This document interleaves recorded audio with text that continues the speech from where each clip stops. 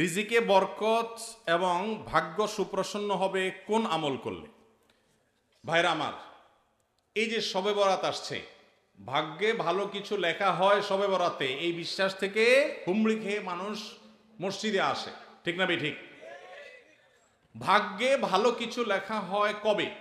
একটা হলো মানুষের সৃষ্টিরও 50,000 বছরে আল্লাহ তাআলা ভাগ্য নির্ধারণ করেছেন। আরেকটা হলো প্রতি বছর যেই রাতে আল্লাহ কোরআন নাজিল করেছেন, আল্লাহ সূরা দুখানে বলেছেন সেই রাতে অর্থাৎ লাইলাতুল কদরে আল্লাহ তাআলা সব গুরুত্বপূর্ণ বিষয় ধার্য করেন। শবে বরাত যেটাকে আমরা বলি মধ্য শাবানের রাত, এই রাতে ভাগ্য নির্ধারণ হয় এই মর্মে বিশুদ্ধ হাদিস বর্ণিত নাই।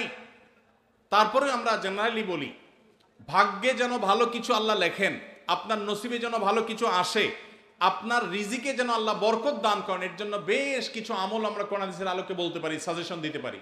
তবে তার আগে আমাদেরকে জানতে হবে যে ভাগ্য সুপ্রসন্ন হওয়া বা রিজিকে বরকত হওয়া বলতে কি বুঝায়। ভাই, রিজিকে বরকত হওয়া বলতে বুঝায় আপনি যা কামাই করবেন এর ভিতরে আল্লাহ তাআলা কল্যাণ দিবেন, যা কামাই করবেন এর ভিতরে বরকত হবে। প্রাচুর্য না, অনেক টাকা না, যা হবে এটাতে কি হবে? বরকত হবে। আমরা কি বরকত চাই না সম্পদ বেশি চাই? বরকত চাই। বরকত যদি চান, এক নম্বর হলো ঈমান এবং তাকওয়া লাগবে। আল্লাহ বলেছেন ওয়ালাউ আন্না আহলাল কুরআ আমানু ওয়াত্তাকাউ লাফাতাহনা আলাইহিম বারাকাতিম মিনাস সামা। যদি কোনো জনপদের লোকেরা ঈমান আনে, আল্লাহর ভয় অন্তরে লালন করে, আল্লাহ বলেছেন আসমান থেকে বরকতের সব দুয়ার খুলে দেওয়া হবে। এজন্য ভাই, ঈমান যদি থাকে, তাকওয়া যদি থাকে, গুনাহমুক্ত জীবন গড়ার সংকল্প যদি থাকে, বরকত আসবে জীবনে। নাম্বার 2, ইস্তেগফার বেশি বেশি করলে আল্লাহ বলেছেন সূরা নূহের মধ্যে, যদি কেউ ইস্তেগফার করে, নূহ আলাইহিস সালাম তার জাতিকে বলেছেন ফাকুলতু আস্তাগফিরু রাব্বাকুম ইন্নাহু কানা গাফফারা ইউরসিলিস সামাআ আলাইকুম মিদরারা ওয়া ইউমদিদুকুম বিআমওয়ালিন ওয়া বানিন ওয়া ইয়াজআল লাকুম জান্নাতিন ওয়া ইয়াজআল লাকুম আনহারা। আল্লাহ নবী নূহ আলাইহিস সালাম বলেছেন, আমি আমার জাতিকে বলেছি তোমরা আল্লাহর কাছে ইস্তেগফার করো, ক্ষমা প্রার্থনা করো। বেশি বেশি ইস্তেগফার করলে আল্লাহ তাআলা রিজিকের মধ্যে বারাকা দিবেন, অভাব দূর করবেন, সম্পদে এবং সন্তানে আল্লাহ তাআলা বরকত দান করবেন। তাহলে 2 নম্বর আমল হলো ইস্তেগফার করা, রিজিকে বরকত হবে ইনশাআল্লাহ। নাম্বার 3, শুকর আদায় করা। আল্লাহ বলেছেন লা ইন শাকারতুম লা আযীদান্নাকুম। আপনি কোনো কিছু পেয়েছেন, আলহামদুলিল্লাহ বলেন, যা পাইছেন শুকর আদায় করেন, আল্লাহ নেয়ামত বাড়ায় দিবেন। নাম্বার 4, দান সাদাকা করা। আল্লাহ তাআলা বলেছেন ইয়ামহাকুল্লাহুর রিবা ওয়া ইউরবিস সাদাকাত। আল্লাহ সুদকে ধ্বংস করবেন, তবে সাদকা এবং দান এটাকে আল্লাহ তাআলা বাড়িয়ে দিবেন। এই জন্য কেউ যদি দান করে আল্লাহ তাআলা তাকে কি দেন?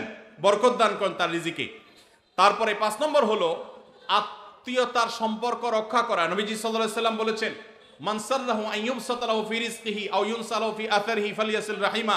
যে ব্যক্তি চায় তার আত্মীয়তার সম্পর্কে, যে ব্যক্তি চায় তার হায়াতে বরকত হোক, তার রিজিকে বরকত হোক, সে যেন আত্মীয়তার সম্পর্কের সাথে সম্পর্ক ভালো রাখে, আত্মীয়দের সাথে অর্থাৎ রক্ত সম্পর্কে আত্মীয়দের সাথে যেন সম্পর্ক কানেক্টেড রাখে, বিচ্ছিন্ন না করে, তাহলে তার রিজিকে এবং হায়াতে বরকত হবে।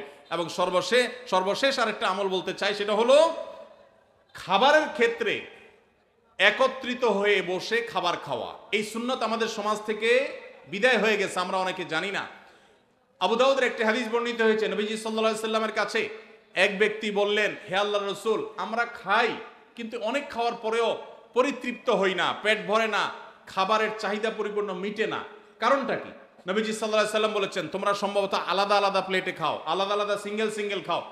তখন নবীজি সাল্লাল্লাহু আলাইহি সাল্লাম বলেছেন তোমরা সবাই একসাথে খানা খাবে, আল্লাহ তাআলা তোমাদের খাবারে বরকত দান করবেন।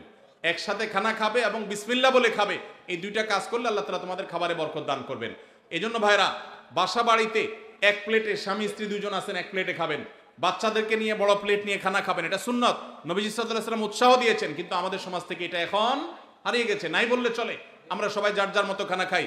এজন্য এই কাজটাও আমাদের আমলে, আমাদের রিজিকে, আমাদের হায়াতে বরকত এনে দিবে ইনশাআল্লাহ।